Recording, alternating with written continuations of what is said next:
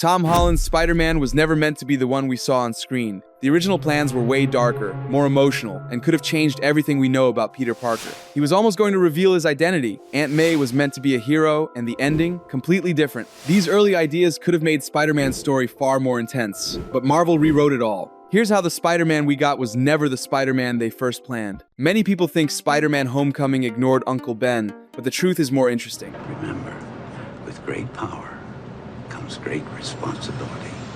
In the early drafts, there was a quiet, emotional scene showing how deeply Ben's presence still shaped Peter's life. Aunt May was supposed to take Peter into a closet and hand him one of Uncle Ben's old suits to wear to the homecoming dance. My knees. Then go once around with the... Through or round?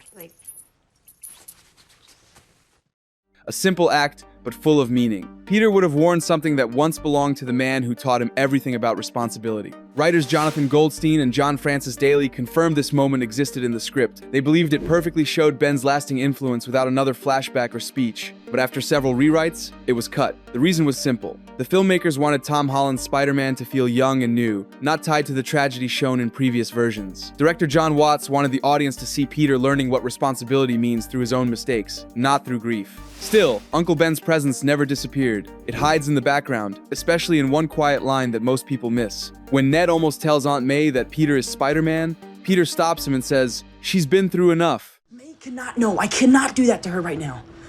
You know? I mean, everything that's happened with her, please. That line carries the weight of everything Peter and May lost. It's his way of protecting her from more pain. Without mentioning Ben's name, it shows that his memory still guides Peter's choices. In the early drafts of Spider-Man Homecoming, Aunt May was meant to have a bigger and livelier role. The writers imagined her as a cool aunt, someone trying to rebuild her own life while helping Peter find his place in the world. I know it's really hard trying to fit in with all the changes your body's going through. It's flowering now. There were even early ideas of giving her a small romantic subplot, showing her going on dates or having open and honest talks with Peter about life and relationships. It would have made her more than just a caretaker and revealed a lighter, more personal side of her character. It's a new beard. It's my blip beard, because I grew it in the blip. It's blip beard. I see. As the story took shape, this idea was quietly removed. The creative team realized that every new subplot took attention away from Peter's emotional journey. The film was meant to be about a young hero learning responsibility, not about the lives of the adults around him. A playful or dating-focused Aunt May could have changed the tone, so they decided to keep her role simple, steady, and emotionally grounded. Marisa Tomei later shared that the team tried different versions of May before choosing the one we saw. The final version is calm and understated. She doesn't need a big storyline to stand out. Her care for Peter speaks through her quiet concern, her tired smile, and her constant presence. By removing the dating subplot, the filmmakers allowed her to be the emotional anchor of the story. Instead of stealing focus, Aunt May became the heart of Peter's world, showing that strength and love sometimes speak loudest when left unspoken. One of the most interesting ideas cut from Spider-Man Homecoming was a scene that showed just how connected Peter's story was meant to be to the larger Marvel universe. In a deleted scene that appeared later on the Blu-ray release, Peter is seen investigating the wreckage of what looks like destroyed skycraft carriers. Whoa, what is going on? Damage control. They're still cleaning up from when Captain America took down those skycraft carriers for no reason. These were the same type of helicarriers that fell from the sky in Captain America, the Winter Soldier. It was a subtle but powerful link, showing Peter dealing with the aftermath of massive battles fought by the Avengers. This scene would have placed Peter right in the shadow of the heroes he admired, walking among the remains of their chaos. It hinted that his world wasn't separate from theirs, but part of it, that the kid from Queens was living in the same city that still bore the scars of their wars. But the filmmakers made a deliberate choice to remove it. They wanted Homecoming to stay grounded, to feel like a coming-of-age story rather than another global superhero spectacle. By cutting this moment, the film shifted focus back to Peter's everyday world, high school, homework, and trying to prove himself to Tony Stark. The change worked beautifully. Instead of a film weighed down by MCU history, we got one that stood on its own. Peter wasn't just the kid who fought with the Avengers. He was a neighborhood hero, learning that saving the world sometimes starts with saving the people right in front of you. One of the most exciting early ideas for Spider-Man Homecoming was a deeper connection to Miles Morales, the future Spider-Man. In a deleted scene, Donald Glover's character, Aaron Davis, is left stuck to his car after Peter interrogates him. Once Peter swings away, Aaron pulls out his phone and calls his nephew, apologizing for missing him. Yeah, sorry, Miles. I'm not gonna make it. Yeah, I'm just stuck. It was a short, quiet moment, but comic fans immediately caught the hidden meaning. Aaron Davis is Miles Morales' uncle. This single line would have opened a door to an entirely new chapter of the Spider-Man world. It showed that somewhere out there in Queens, another potential Spider-Man was already part of the same universe. It was a subtle but powerful tease, the kind of moment that builds anticipation without saying a word. Marvel decided to leave it out of the final version, but the scene still sparked endless fan theories. People began speculating whether Miles was already bitten by a spider, or if his story would appear in future films. Donald Glover's involvement made it even more special, since he was a major inspiration for the creation of Miles Morales in the comics. Even though the clip was removed, the idea it carried never really disappeared. It became one of those hidden gems fans couldn't stop talking about, a glimpse at how close we came to seeing the Spider-Man legacy grow right inside Peter Parker's own neighborhood. During the making of Spider-Man Homecoming, the movie originally had many small and funny moments that were later removed. Sorry, I got it. Guys, stop. Really? I'm sorry. These were short scenes showing what Peter's life at school was really like. The student news team making awkward reports about Spider-Man, friends gossiping in the cafeteria about his secret identity, and quick shots of Peter's suit glitching while he tried to act cool. There were even extra hallway moments that made his school feel alive and full of personality. Up next on Under the Mask, who is Spider-Man? Who is Spider-Man? I don't know who he is, but I have my suspicions. It's a mystery. It always will be. All these little clips made Peter's world feel real and messy, like an ordinary high school where something amazing was secretly happening.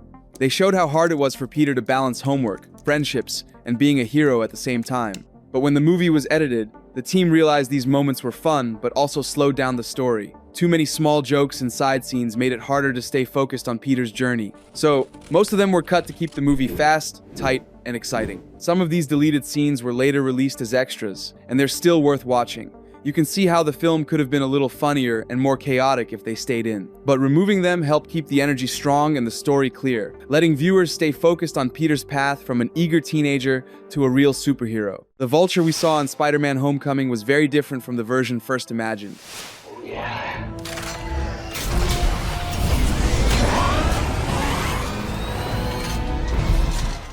In the early concept stage, he was planned to be closer to the comic book version, with more sci-fi elements and high-tech powers that made him feel larger than life. Some early sketches even showed a Vulture with futuristic armor and advanced weapons, almost like another Iron Man-style villain. As the story started to take shape, the filmmakers realized they wanted something more believable. They decided to make Adrian Toomes a grounded, real-world character, a man trying to survive after losing his job and his place in society. Ever interfere with my business again? Because if you do, I'll kill you.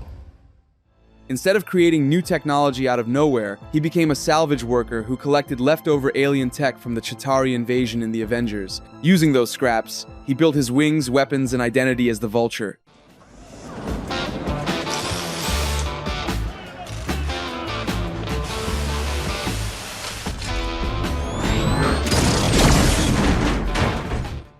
This change gave the story real emotional weight. Toomes wasn't just another villain with fancy gear. He was a man who felt cheated by the world and decided to fight back in his own way. His motivation came from frustration, not madness. Michael Keaton captured that perfectly, playing Toomes as someone who truly believed he was doing what he had to do for his family. By reworking the Vulture's origin, Homecoming made the conflict between Peter and Toomes feel more personal and believable. Both of them were smart, hard-working men from Queens, but one chose the right path while the other lost his way. Before Tony Stark became Peter Parker's mentor in Spider-Man Homecoming, there were early talks about a different guiding figure. Another person touches that door, you and I are going to attend another funeral. Some concept ideas and test footage hinted that Nick Fury might have played a bigger role in Peter's journey. The idea was that Fury, the master spy and leader of S.H.I.E.L.D., could step in to train Peter, giving the story more of an espionage and field agent tone. It would have been a version of Spider-Man pulled deeper into the serious, secretive side of the Marvel world, but the creative team went another way. They chose Tony Stark as Peter's mentor, and that single decision shaped everything about the film. You know that I was the only one who believed in you? Everyone else said I was crazy to recruit a 14-year-old kid. I'm 15. No, this is where you zip it, all right? The adult is talking. What if somebody had died tonight? Different story, right? Because that's on you. And if you died, I feel like that's on me. It tied Peter's growth to the heart of the MCU, connecting his story to Iron Man's world of advanced tech, fame, and moral choices. Instead of a spy story, it became a story about responsibility, mentorship, and the struggle to earn someone's respect. The Iron Spider suit, the gadgets, even Peter's emotional journey all came from this bond with Stark. This choice also gave the film a more personal, emotional core. Tony wasn't just a mentor, he was a flawed father figure, someone who saw himself in Peter and didn't want him to make the same mistakes. Their relationship became the foundation of Peter's story across several films, from Homecoming to Far From Home and beyond. While there's debate about how real the Nick Fury idea ever was, it remains an interesting what if. It shows how one creative choice completely changed Spider-Man's place in the MCU, turning him from a potential shield, recruit into the emotional successor of Iron Man himself. In an early version of Spider-Man Homecoming, the ending was written to be much more dramatic. After everything Peter had faced, there was a moment where he had to stood in front of the press, ready to tell the world the truth. He was about to say, "I, Peter Parker, am Spider-Man."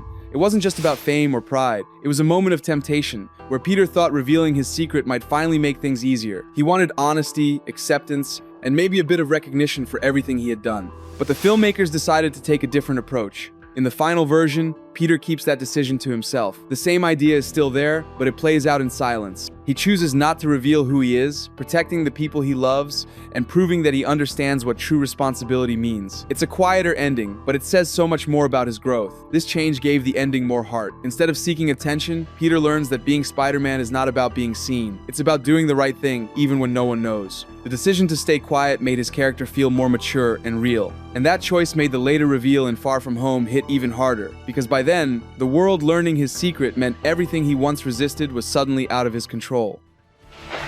Spider-Man's name is Peter Parker. Another powerful scene that never made it to the screen was Aunt May's heroic moment. According to Marisa Tomei, in an early version of the script, there was a scene where Aunt May helps a little girl in distress during an incident in their neighborhood. Peter witnesses this, but when they return home, neither tells the other what happened. Aunt May hides her act of bravery, and Peter hides his identity as Spider-Man. It was a beautiful way to show that Peter's sense of right and wrong came from her example. Unfortunately, the scene was never filmed. The filmmakers might have felt it slowed the story down or didn't push the main plot forward. But if it had been included, it would have added so much depth to Aunt May's character. It would have shown her as more than just a guardian, someone with her own courage and moral strength. It also would have made their later emotional moments hit even harder, especially when May eventually discovers Peter's secret. Moments like these remind us how much heart goes into building these characters, even in the parts we never get to see. If you love learning about the hidden stories behind Spider-Man's movies, make sure to subscribe for more fascinating behind-the-scenes details.